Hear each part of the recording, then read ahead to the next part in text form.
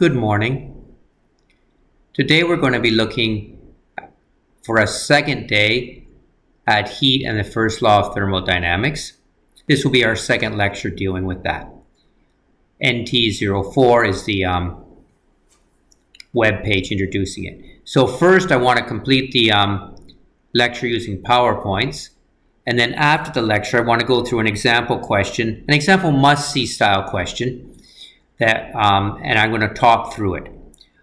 Okay, and if you want to hear me again, you can go to the website and just click the talk through button on the edge of the website. So this is the question. We have nitrogen. This is basically from my lab. Nitrogen is stored in a high pressure gas cylinder. A standard high pressure cylinder holds 50 liters of compressed gas, okay, at 700 psi. That's equivalent to 70 atmospheres. And it's at room temperature, that's 30 degrees C, in my lab. A student, who shall remain nameless, opened the main valve, allowing the gas to expand rapidly to room pressure. That's 1 atmosphere. Two questions. First of all, what is the resulting volume and temperature of the gas, i.e.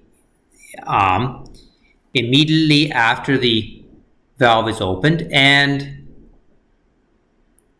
within the room, the temperature will then slowly rise to room temperature and 30 degrees C. What is the final volume of the nitrogen gas when we get up to room temperature? Now, this sort of question, I have this sort of a question sheet for working through on for this sort of thermodynamics. So the first step is to set up the problem, draw diagrams or graphs, summarize the given information, determine what's unknown, and state the assumptions. The second part is to solve the problem showing all steps, and the third part is just to state your final answer. So this is the outline I want to try to do as I try to work through this. When I work through this type of problem, I personally like to make use of a spreadsheet. So let's open my LibreOffice Calc.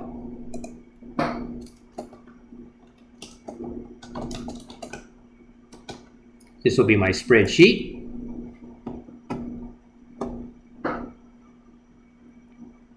Okay, which you can see here. And I'm now going to start to try to work on trying to solve the problem. Okay, within my spreadsheet, I'm probably going to want to start a few different categories. First is what parameters do I know? I have the volume of the gas before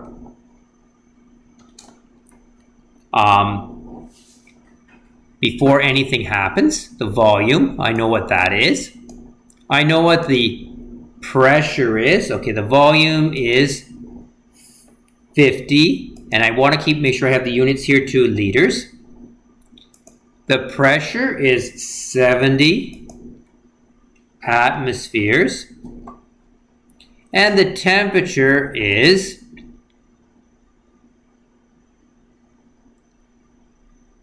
what did we say? The temperature should be basically 300 Kelvin, right?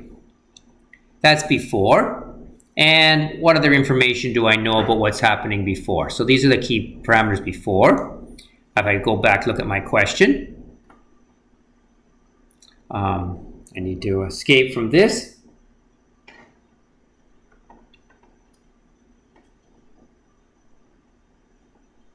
Let's go back to my question. Okay, 30 degrees, 50 liters of, and the gas is nitrogen.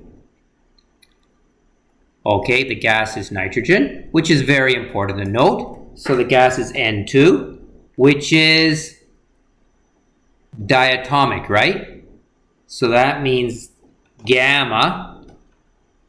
Remember, for this we have the gamma is going to be 1.4. Okay, because of the diatomic gas.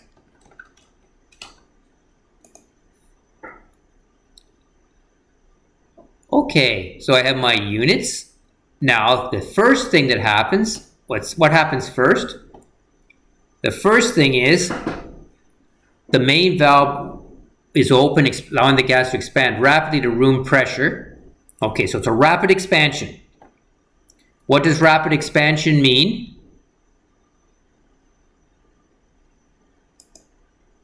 Well, for rapid expansion, that means Q must be equal to 0. It's going to have to be adiabatic, right? There's not batic. So there's not going to be any chance for the thing to change. So do we know how many liters we're going to have? No. Do we know the final pressure? Yes, 1 atmosphere. Do we know the final temperature? No. All right, that's the first thing that happens. That's question A. The next step, maybe I'm going to put QA dot, and then finally at the end we have steady state, right? What happens at steady state? Do we know the volume? Let's look. No, but we know the temperature of the gas is room temperature, and it's going to be 1 atmosphere still, right? 1 atmosphere, 300 K again, okay? But we don't know this number. So I've now set up my question. I know what I need. Now, I can now start to think about what equations I'm going to want to use to deal with this problem. Okay, so if we look at these two, this guy, I know initial volume, pressure, and temperature. I know the final pressure temperature, so I should be able to find this volume quite easily, right? Because I know that we're going to assume, we have to make sure our assumptions, we're going to assume ideal gas, okay? And then with this assumption, then we can make we're going to assume the ideal gas law, so that means we're going to have PV equals nRT, right? And we know that N and R are constant in our case because we're not getting rid of anything. So, okay, so that means we can know PV over T is going to be equal to PV over T. So for this guy, to get this T volume, we just have to use the equation P1 V1 over T1 equals P2 T2 over T2. Okay, so let's do the calculation then. All right, the first calculation I'm going to do is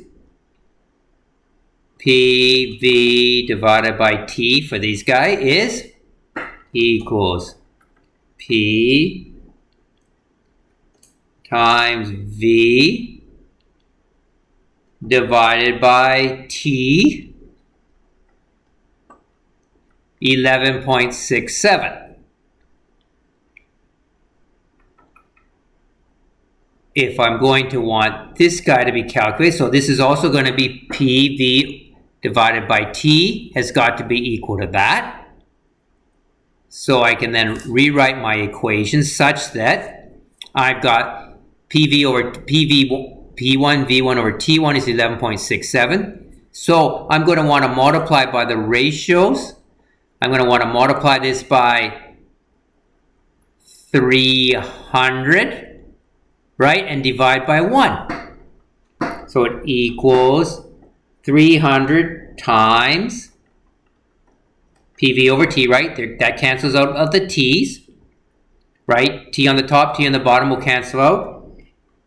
Divided by the final pressure, which is 1, right?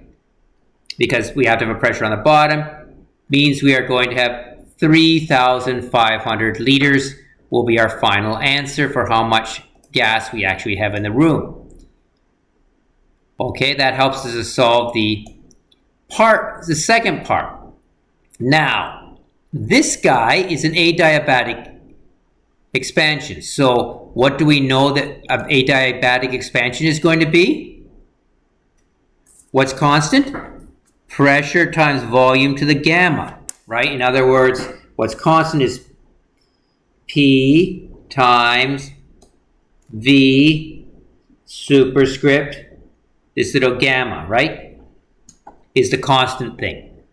Okay? So that means we're going to be able to find, and then once we know that, we can then use ideal gas law to get what the temperature is. So the PV gamma is going to be constant. Okay, so let's quickly get this guy calculated, PV gamma. All right.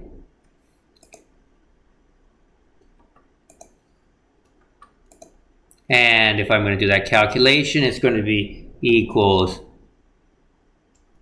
P times power of V to the gamma.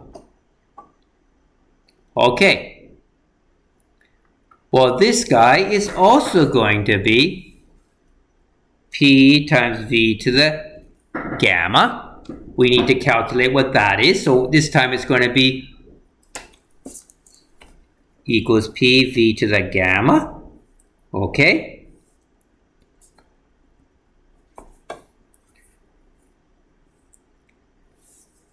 We can very quickly start to think about this. So this is V to the gamma is going to be what we want here. So V to the gamma is going to be equal to this divided by 1. Very nice. Okay, V to the gamma equals this divided by 1. So what I want to get is V is going to be equal to, what's V going to be equal to? Well, there's the 1's going to go on the bottom. Power of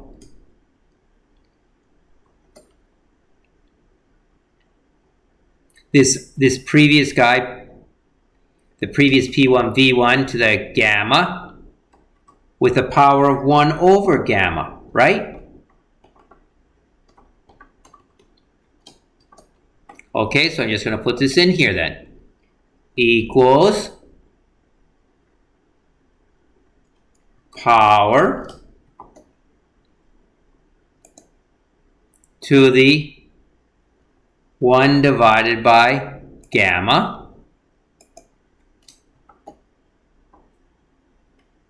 Okay, 1039. X. I'm going to put it up here though. 1039 is what I calculated it as. Oftentimes when I'm doing this sort of thing, if I go to all styles, let's do all styles here. Let's make this. This is something I'm calculating. This is something I'm calculating. Okay, so I've calculated this guy, I've calculated this guy. These other things are internal parameters. Now, I should be able to calculate T, right? PV and T. I have here PV and T, PV and T. Okay, let's get our T then. Because T is going to be equal to, we still have the gas law between these two guys is going to maintain. So PV over T. Okay, so T, okay, this is going to be constant. So it's basically going to be a ratio of pressures, right? So it's going to be equal to 300 divided by 3,500 times the ratio of the two volumes. Okay, it's going to scale it by the ratio of the two volumes. Okay, 89 degrees Kelvin. So I have now successfully solved the problem. Now if I was writing it on my sheet now, I have to round these things off. So basically this guy I would round off as 1,000 probably. This guy gets rounded off as 90. And these guys 3,500 is okay. So my three answers are 1,000, 90. So I have my 50 liters initially expands to 1,000 liters at 90 degrees K. So it gets very cold. Then, over a period of time, the gas heats up to 300 degrees K and its volume expands by a similar factor of about 3 to about 3,500 liters. So this is an example of how I would work through this type of a problem.